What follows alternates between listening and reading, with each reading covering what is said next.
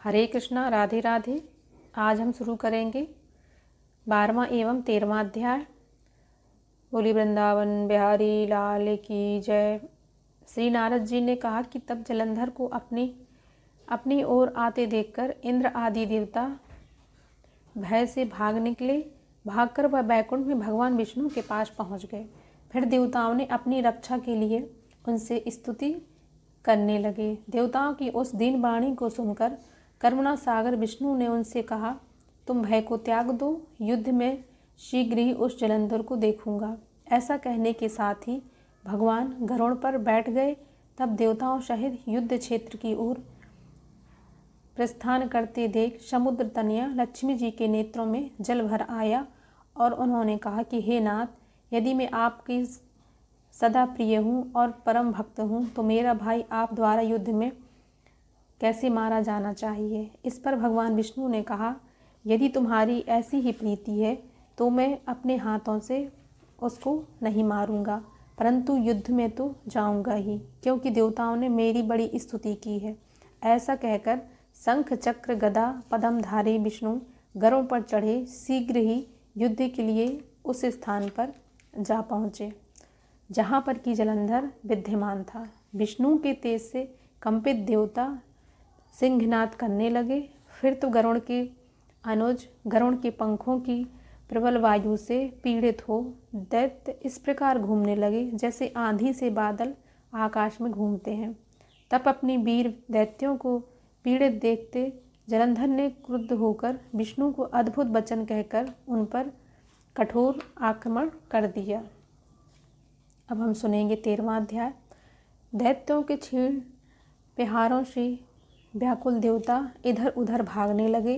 तब इंद्र आदि इस प्रकार भयभीत देखकर गरुड़ पर चढ़े भगवान युद्ध में आगे बढ़े। उन्होंने अपना शारंग नामक धनुष उठाकर बड़ी जोर से टंकार किया। त्रिलोक गूंज उठा। पल मात्र में ही विष्णु ने हजारों दैत्यों के सिर काट गिराए। यह देखकर जलंधर के क्रोध की सीमा नहीं रही। फिर तो विष्णु और जलंधर का महान संग्राम हुआ। बाणों से आकाश भर गया। लोग आश्चर्यचकित देखने लगे। विष्णु ने अपने बाणों के वेग से उस दैत्य की ध्वजा छेद और धनुष बाण काट डाले तथा एक बाण से उसकी छाती में प्रहार किया, जिससे व्यथित हो अपनी पत्नी उसने अपने प्रचंड गदा उठाकर गरुड़ के मस्तक पर दे मारी। गरुड़ पृथ्वी पर गिर पड़ा। साथ ही क्रोध से उस दैत्य ने अपने होंठ काटे और विष्णु की छाती में भी तीक्ष्ण बाण मारा, जिसके उत्तर में विष्णु ने उसकी गदा काट दी और अपने शारंग धनुष पर बाण चढ़ाकर उसको खींचना आरंभ कर दिया। जलंधर भी उस पर अपने पैने बाण बरसाने लगे। उस समय जलंधर ने विष्णु को कई पैने बाण मारकर वैष्णव धनुष को काट दिया। धनुष कट जाने पर भगवान ने गदा ग्रहण कर ली और शीघ्र ही जलंधर को मारी, परंतु उस अमोद गदा की मार से भी वह चलायमान न हुआ और हाथी के समान उसे यानी गदा की मार को फूल की माला ही जाना। साथ ही उस युद्ध दुर्मत ने अत्यंत ही क्रोधित होकर अग्निमुख त्रिशूल उठाकर विष्णु पर छोड़ दिया। विष्णु ने शिवजी के चरणों को स्मरण कर नंदक नामक त्रिशूल से उनके त्रिशूल को छेद दिया। जलंधर ने झपटकर भगवान की छाती में एक मुष्टिका मारा। उसके उत्तर में विष्णु ने भी उसकी छाती पर अपनी मुष्टिका का प्रहार किया। फिर दोनों घुटने टेककर बाहों और मुष्टिकों से बाहुयुक्त युद्ध करने लगे। कितनी ही देर तक भगवान उसके साथ युद्ध करते रहे।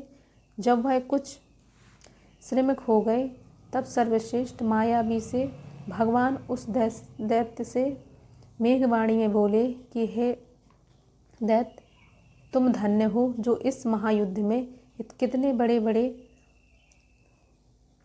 भयभीत हुआ। तेरे इस युद्ध में तो मैं बड़ा खुश हूँ। तू जो चाहे वर मांग ले, वस्तु भी तुझे दे दूँगा। मायावी भगवान विष्णु की ऐसी वाणी सुनकर जलंधर ने कहा, हे भावुक, यदि आप मुझ पर खुश हों तो यह वर दीजिए कि आप मेरी बहन के साथ तथा अपने सारे कुटुंब सहित मेरे घर पर निवास करें। नारद जी ने कहा कि इसके ऐसे वचन सुनकर भगवान को खेद तो हुआ, किंतु उसी क्षण उस देवेश ने तथास्तु कह दिया। अब विष्णु तथा देवताओं के साथ जलंधरपुरी में जाकर निवास करने लगे। जलंधर अपनी बहन लक्ष्मी और देवताओं सहित भगवान को वहाँ पर पाकर बड़ा प्रसन्न हुआ। फिर तो देवताओं के पास जो रत्न आदि थे उसके स्थानों पर दैत्यों को स्थापित करके जलंधर पृथ्वी पर आया, निशुंभ को पाताल में स्थापित कर दिया और देव, दानव, यक्ष, गंधर्व, सर्प, राक्षस, समुद्र आदि सबको अपना बनाकर त्रिभुवन पर शासन करने लगा।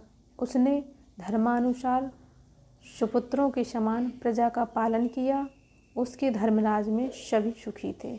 बोली वृंदावन बिहारी लाल की जय।